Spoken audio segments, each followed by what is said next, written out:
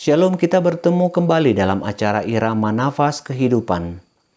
Pada kesempatan ini kita akan berbicara mengenai sermon bahan khotbah pada Minggu tanggal 11 April 2021, yaitu pada Minggu Quasi Modo Geneti. Di bawah terang topik, membangun persekutuan yang saling mengasihi. Mari kita membuka Alkitab yang tertulis dalam Kisah Para Rasul pasal 4 ayat 32 sampai dengan 37. Inilah firman Tuhan. Adapun kumpulan orang yang telah percaya itu, mereka sehati dan sejiwa, dan tidak seorang pun yang berkata bahwa sesuatu dari kepunyaannya adalah miliknya sendiri, tetapi segala sesuatu adalah kepunyaan mereka bersama. Dan dengan kuasa yang besar, rasul-rasul memberi kesaksian tentang kebangkitan Tuhan Yesus, dan mereka semua hidup dalam kasih karunia yang melimpah-limpah. Sebab tidak ada seorang pun yang berkekurangan di antara mereka, karena semua orang yang mempunyai tanah atau rumah menjual kepunyaannya itu, dan hasil penjualan itu mereka bawa dan mereka letakkan di depan kaki rasul-rasul, lalu dibagi-bagikan kepada setiap orang sesuai dengan keperluannya. Demikian pula dengan Yusuf, yang oleh rasul-rasul disebut Barnabas, artinya anak penghiburan, seorang Lewi dari Siprus. Ia menjual ladang miliknya, lalu membawa uangnya itu dan meletakkannya di depan kaki rasul-rasul. Demikian firman Tuhan. Siapakah Barnabas dalam nats kita saat ini?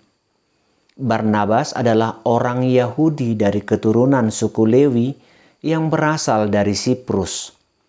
Barnabas dikenal sebagai orang jujur yang menjual ladangnya dan uang hasil penjualannya diletakkan di kaki para rasul. Ini tertulis dalam Kisah Para Rasul 4 ayat 37. Barnabas pertama kali berjumpa dengan Paulus ketika Paulus berkunjung ke Yerusalem. Dan Barnabaslah yang kemudian memperkenalkan Paulus kepada para rasul. Kisah Para Rasul 9 ayat 27. Barnabaslah yang meyakinkan pengikut Yesus ketika Paulus yang saat itu dikenal sebagai Saulus yang terkenal penganiayaannya kepada para pengikut Kristus. Sekarang sudah menjadi bahagian dari murid-murid Yesus sejak Paulus melihat Tuhan dan mengajar di Damsyik. Nampaknya Barnabas adalah sosok penyelamat bagi Saulus. Ia membantu Saulus agar diterima di kalangan kekristenan pada saat itu. Bukan hanya hal itu, namun Saulus yang berubah nama menjadi Paulus menerima sokongan dana dalam pelayanannya ke beberapa wilayah penginjilan. Ia dikenal dengan kemurahan hatinya, seorang yang kaya raya dan penuh pengasih. Itu sebabnya dalam nats kita saat ini dikatakan bahwa ia menyumbangkan seluruh hasil penjualan tanah dan rumahnya untuk pemberitaan Injil. Jikapun pada akhirnya ada perbedaan pendapat antara Yusuf yang disebut Barnabas ini dengan Paulus, namun pada saat nats ini, pola kehidupan jemaat masih satu, sehati dan sepikir. Seluruhnya memiliki panggilan yang sama, yaitu penyebaran Injil dan kedatangan Yesus Kristus. Bagian ini menggambarkan kekuatan dari gereja pada zaman para rasul. Mereka dengan teguh bertahan di tengah-tengah penganiayaan dunia ini karena mereka saling menanggung beban masing-masing. Orang Kristen yang tidak pernah peduli orang lain adalah orang Kristen palsu. Orang Kristen entah dia kaya atau miskin, semua harus memperhatikan satu sama lain. Kadang-kadang orang yang kaya menikmati hidup dengan berlimpah dan mengejar kesenangan yang tidak habis-habisnya, sehingga hati nurani mereka menjadi tebal, keras, dan dingin. Kadang-kadang orang yang miskin merasa harus selalu dibantu dan melihat orang-orang lain dengan perasaan berhak meminta dan berhak ditolong, sehingga mereka pun menjadi dingin dan keras, tidak tergerak untuk peduli dengan orang lain. Ini bukan cara hidup orang-orang Kristen di dalam Kisah Para Rasul pasal 4. Mereka tidak merasa bahwa segala sesuatu yang mereka miliki adalah untuk kesenangan sendiri. Mereka menyadari bahwa segala sesuatu yang mereka miliki adalah milik Tuhan, dan karena itu harus bisa dinikmati oleh banyak orang.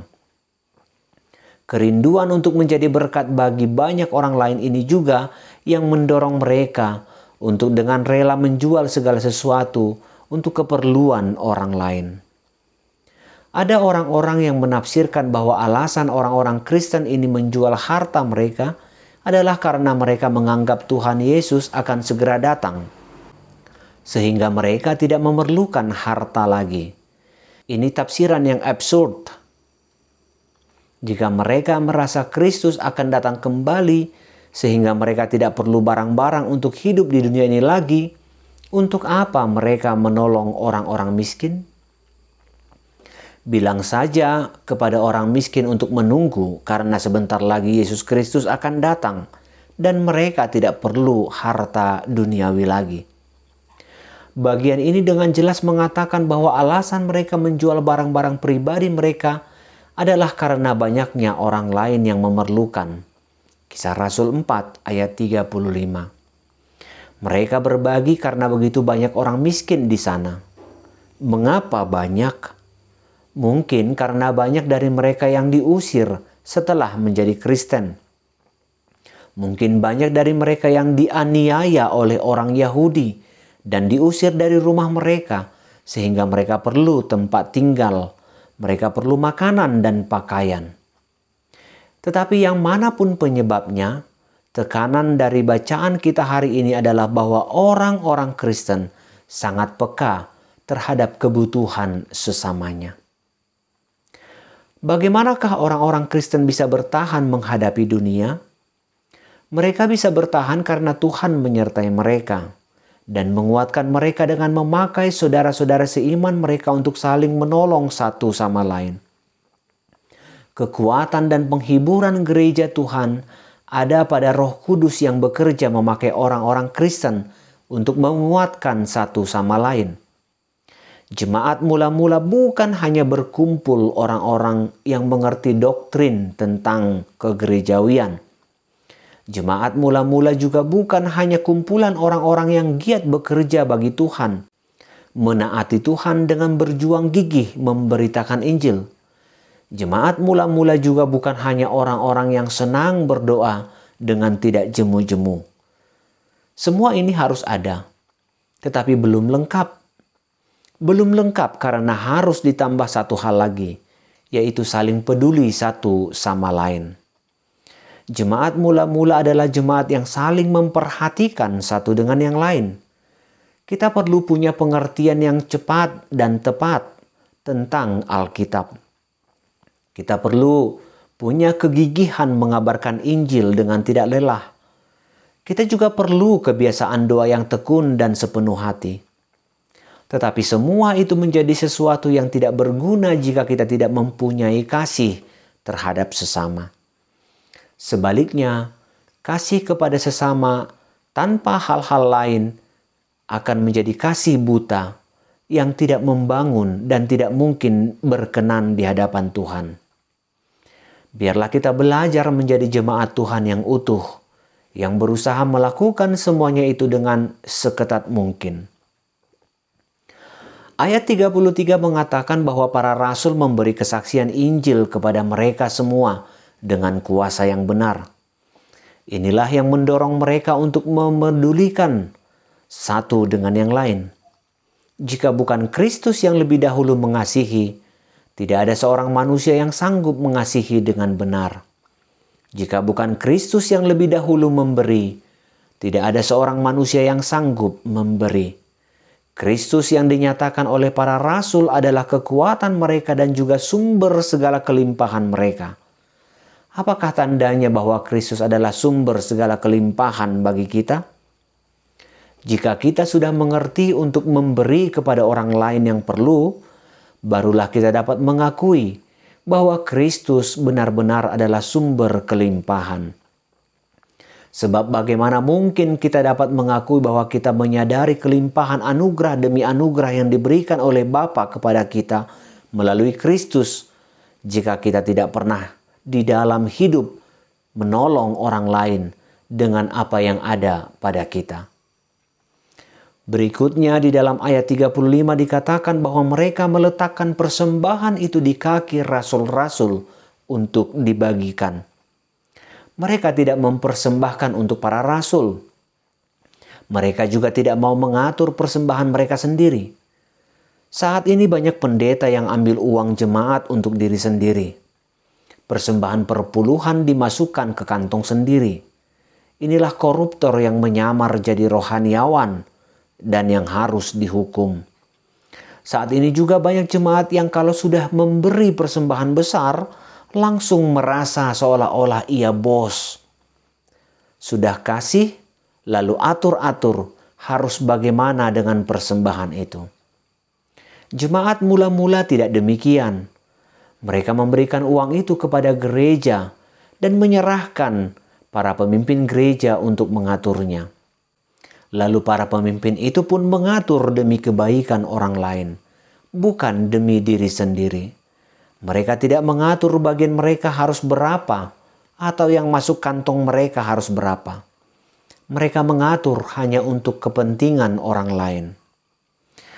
Saudara-saudari, beberapa hal yang perlu kita petik dalam nats ini adalah yang pertama, ikatan kasih yang saling menolong.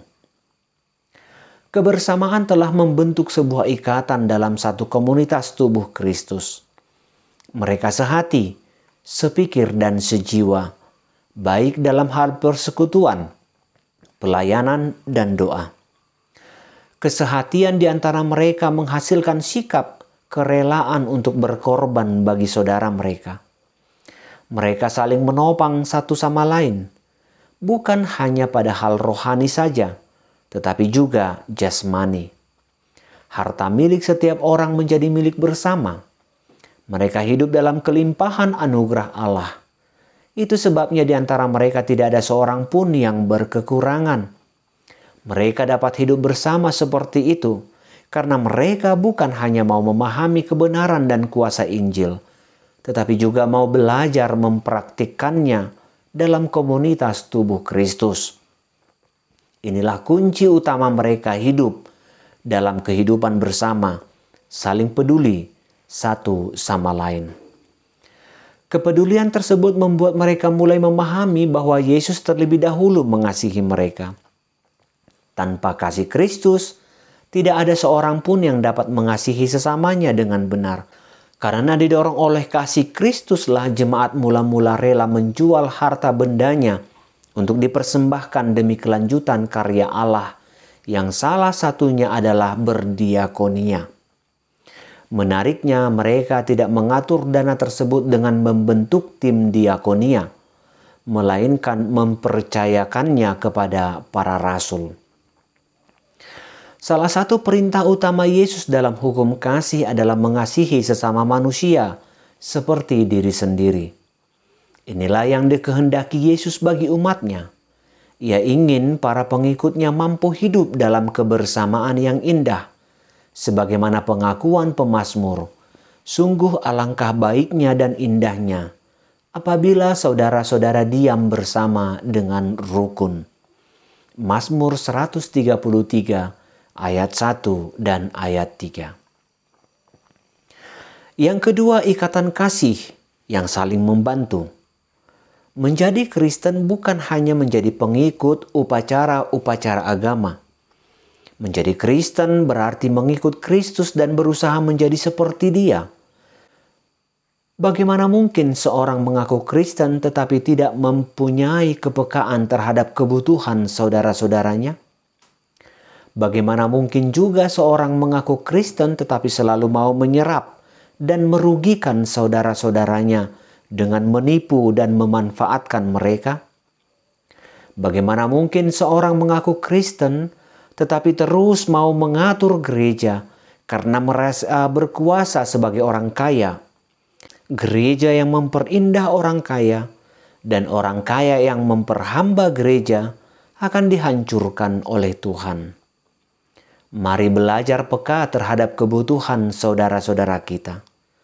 Orang yang paling pantas ditolong adalah orang yang sudah bekerja keras tetapi tetap kurang dan tidak pernah banyak mengeluh. Orang yang terlalu sering meminta-minta justru tidak terlalu percaya untuk kita bantu. Tetapi jika yang perlu dibantu benar-benar tidak mau banyak cerita, bagaimana kita bisa tahu kalau dia perlu? Satu-satunya cara adalah kita mengenal keadaannya, mengenal hidupnya, mengenal kesulitannya dengan mengenal dia sebagai saudara. Mintalah kepekaan kepada Tuhan, sehingga kita tidak mengabaikan mereka yang perlu bantuan dan memberikan apa yang mereka perlukan.